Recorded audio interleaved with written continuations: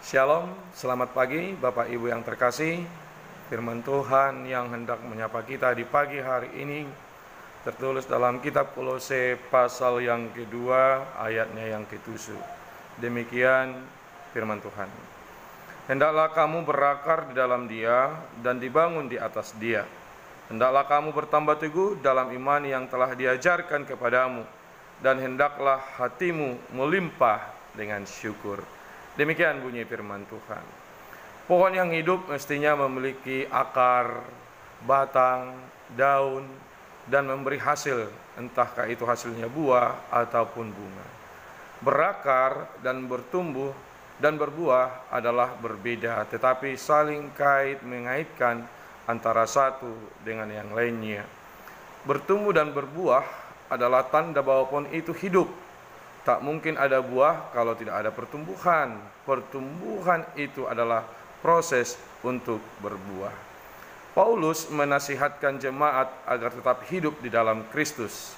Tetap hidup di dalam Kristus berarti untuk seterusnya dan untuk selamanya tinggal dan berhubungan erat dengan Kristus. Bukan hanya dahulu, melainkan sekarang dan yang akan datang.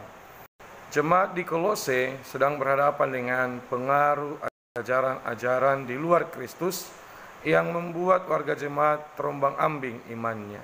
Karena itu Paulus menasihatkan mereka harus tetap mempertahankan kemenangan iman mereka dengan segala aspek kehidupan mereka.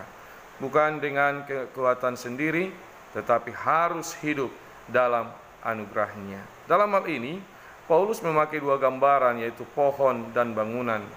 Jemaat dilukiskan sebagai pohon atau bangunan, sedangkan Kristus adalah akar dan dasar berdirinya bangunan tersebut. Ada dua hal yang mau Paulus sampaikan kepada kita dari nats ini. Yang pertama, hendaklah kita berakar di dalam Dia. Selagi akar masih berada di dalam tanah, maka tumbuhan tersebut akan hidup. Demikian juga halnya dengan kita. Selama kita masih melekat pada Yesus, maka kita akan menerima kehidupan, karena Yesus itu sendirilah yang menjadi sumber kehidupan di dalam kehidupan kita. Yang kedua, Paulus mengatakan kepada kita, hendaklah kita dibangun di atas Dia. Hidup kita ini diibaratkan Paulus sebagai sebuah bangunan. Hendaknya sebuah bangunan itu memiliki sebuah pondasi yang kokoh atau dasar yang kuat, sehingga bangunan itu tidak akan mudah goyah atau dihancurkan. Demikian halnya juga Paulus mengingatkan kita agar hidup kita ini memiliki dasar kehidupan yang jelas, yang diletakkan pada pondasi yang kokoh dan kuat, yaitu di dalam Yesus sendiri, sehingga kita mampu kuat dan kokoh dalam menghadapi perjalanan kehidupan kita, khususnya di tahun 2023.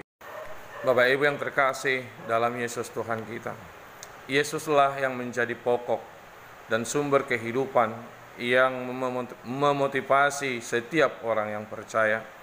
Kita dapat menjalani kehidupan ini, kita bisa sampai pada saat ini bukan semata-mata karena usaha kita, tetapi semuanya itu karena kasih karunia Allah. Kita dapat berbuah dan menghasilkan karya-karya dalam pelayanan bukan karena kekuatan, kehebatan, kepintaran kita semata, tetapi karena Kristuslah yang bekerja melalui kita. Karena itu, iman Kristen bukan sekedar tempelan atau hiasan dalam hidup ini. Tanpa Tuhan maka sia-sialah kehidupan kita. Kehidupan kita dalam Kristus harus berlangsung terus-menerus, bukan hanya sekedar kata-kata atau teori belaka, tapi sebagai orang percaya yang menjadikan Yesus sebagai landasan kehidupannya, harus mempraktekkannya di dalam kehidupannya dan menghasilkan buah. Ada ketaatan, ada perubahan.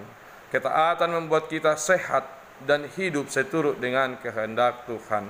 Ketaatan merupakan ciri utama bagi orang Kristen.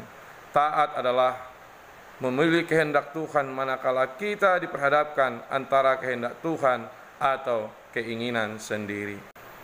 Bapak Ibu yang terkasih dalam Yesus Kristus Tuhan kita, Tuhan sudah mengizinkan kita menjalani tahun baru ini tahun 2023 ini selama 14 hari secara cuma-cuma. Sudah sepantasnya kita selalu mengucap syukur atas berkat yang diberikannya kepada kita. Kita belum tahu apa yang akan terjadi untuk hari-hari yang akan datang. Kita belum tahu tantangan dan cobaan apa yang akan kita hadapi. Tetapi melalui nats hari ini, Paulus mau mengajak kita untuk selalu melekatkan diri kepadanya, karena dialah yang menjadi sumber kekuatan dan menjadi sumber kehidupan bagi kita. Paulus mau mengajak kita melalui nats hari ini untuk menjalani kehidupan ini juga untuk selalu bersyukur dan taat kepada Dia. Marilah melanjutkan perjalanan kita di tahun 2023 yang Tuhan anugerahkan kepada kita dengan mengalinya setiap hari di dalam firman-Nya. Dengan demikianlah kita akan berakar, dibangun, dan juga akan bertumbuh dan berbuah di dalam Kristus Yesus. Tuhan Yesus memberkati kita semua. Amin. Marilah kita berdoa. Bapa di sorga yang kami kenal di dalam nama anak-Mu Tuhan Yesus Kristus Tuhan kami. Terima kasih Tuhan buat firman hari ini. Tuhan kuatkan kami untuk selalu melekat dan menyerahkan segala kehidupan kami kepada-Mu yang menjadi sumber kehidupan bagi setiap orang yang percaya kepada-Mu. Di sepanjang hari ini kami serahkan seluruh aktivitas kami, seluruh pekerjaan kami, keluarga kami, dimanapun mereka berada. Biarlah Tuhan yang memberkati dan melindungi mereka, agar di sepanjang hari ini dengan segala kegiatan kami boleh bersukacita dan mengucap syukur kepada-Mu. Terimalah doa kami, di dalam Yesus Kristus Tuhan kami berdoa dan mengucap syukur. Amin.